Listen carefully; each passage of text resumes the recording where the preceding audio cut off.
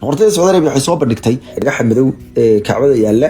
oo markaas ay ku tilmaantay inuu yahay markii ugu horeysay ee dadka si wacan loo tuso maadaama mar walba ay saxmadda halkaas ka jirtay dadku aysan ka bogan marka laga yimaado dadkii waagi hore noolaa oo iyagu tirayara dadka xajka tagi jiray waxaan sheegan in Hajar al-Aswadka oo afka Carabiga lagu yiraahdo ama dhagaxa madow oo markaas dhagax islaamku rumaysan yahay inuu ka yimid ama uu ka yimid jannada Ilaahay ka keenay isla markaana uu Nabi Ibrahim la wareegay oo Nabi Ibrahim uu ku wareejiyay Malakul Jibriil waxa markaasi ay culimada ama kamid ahkaamta xajka in marka la sameeyo dawaafka la taabto laakiin in dhaweyto ma sahlana in la taabto sidaadeedna culimadu waxa ay odraseen in gacanta loo taago halkaas gacanta yaani laga salaamo ama looga taago gacanta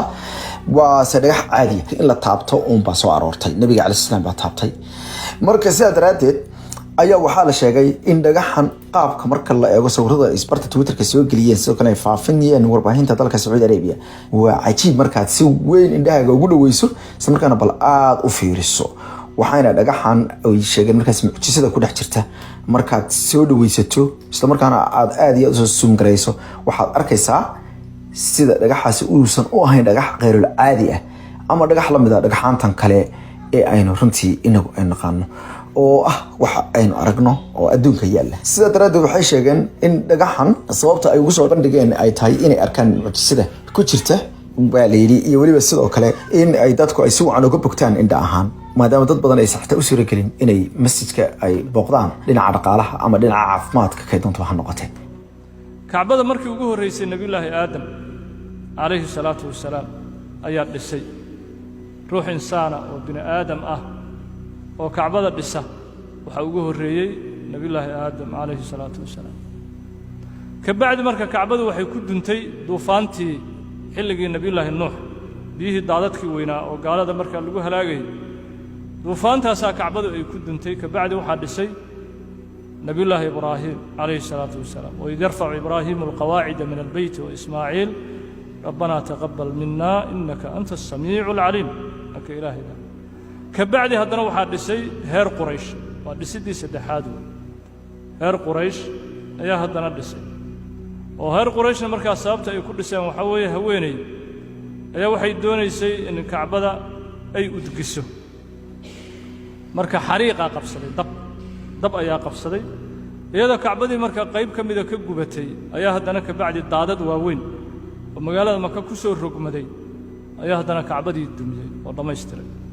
سداسة مرحلة دي سدحاد وحكون شيء قريش اسمه قريش كبعدي وحكون حجي دولتي عبد الله بن الزبير دولتي عبد الله بن الزبير وعبد الله بن الزبير نفتي سعد الشيء وحنا كل شيء تمني النبي صلى الله عليه وسلم وبارك عليه ويري كعبده وحن كل شيء لها قواعدك يتيررك نبي الله إبراهيم حدك ولا كيسية كعبده إلا هير قريش حدود النبي إبراهيم كعبده وكل سوي كسو قابيا الكسو كيد اسمه كبل الله برك النبي قال أنتم نور صلى الله عليه وسلم وبارك عليه أيوه تمنيي لمن كان هير قريش عن كبقيو جاهلية الدين الآن تهد كله وكعبده هدان دميو سخالة وفهم يمويه حلقي النبي إبراهيم سيد وقل سي أنا قل لها عبد الله بن الزبير مركو مكة مدينة يدنا عاص مركا وقبتي ومدحونا ماشى وكأها أيوه حيروا إلى حقيقيه وحي وتمنيي نبي صلى الله عليه وسلم وبارك عليه مركز تمني النبي حقيقي صلى الله عليه وسلم وبارك عليه قواعدي أنت أي لا أكيد حلق النبي الله إبراهيم كعبده أنت مركو كواسعي وحنا سوق لي إلى شن إلى لحد دون ما شاد حجر إسماعيل وريق يرى حجر إسماعيل اللي راه إلى لحد دون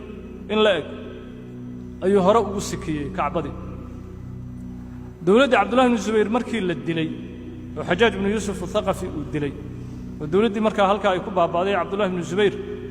وهذا كعبدي دب بسيء الدميي حجاج بن يوسف الثقفي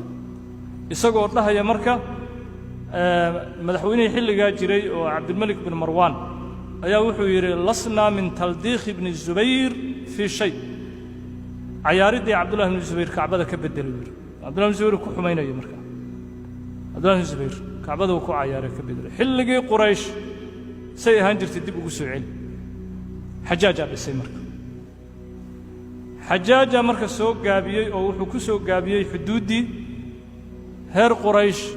ay markaa ka soo gaabiyeen qawaaciddii nebiyullaahi ibraahim ilaa yowmina haadaa dhismihii xajaaj ilaa yowmina haadaa xuduuddii iyo qaabkii uu ku dhisay xajaaj ibnu yuusuf athaqafi fii cahdi cabdilmelik ibni marwaan ayay hadda kacbadu ay baaqi ku tahay marka maraaxishaas ayay soo martay kacbadu xilligii waxaa jiray uu noolaa imaam maalik ibnu anas ayaa ninkii khaliifada markaa waddanka ka ahaan jiray oo madaxweynahii waddanka xilligaa xukumi jiray ayaa wuxuu yidhi imaam maaligoo ka warran kacbada haddaan dhiso oo aan ku soo celiyo xilligii cabdullahi ibnu zubayr qaabka uu dhisay tamannigii nabiga si loo xaqiijiyo sala allahu wasalam wabaarak calayh imaam maalik markaasuu wuxuu yidhi kacbadu waxay noqonaya cabas dowlad walboo timaada inay ku cayaarto oo nin kale haddana inta yimaado uu yidhaha xilligii quraysh aan ku soo celinaa haddana marka iska dhaaf dowlad walba aysan ku cayaarin kacbadeed nin wuxuu leeyahay xilligii quraysh aan ku soo celinaa mid wuxuu leeyahay waxaan xaqiijinaa tamannigii nabiga sala allahu wasalam wabaarak calayh anigu waxaan kugula talin lahaa kacbada yaan cayaar dhismaheeda laga dhiganay sideeda ku baaqi yeelo marka taladii maalik ibnu anas imaam daari ilhijra iyo dhismihii xajaaj ibnu yuusuf athaqafi ay hadda baaqi ku tahay kacbada musharafada zaadaha allahu cizan wa fadiilatan wa makaan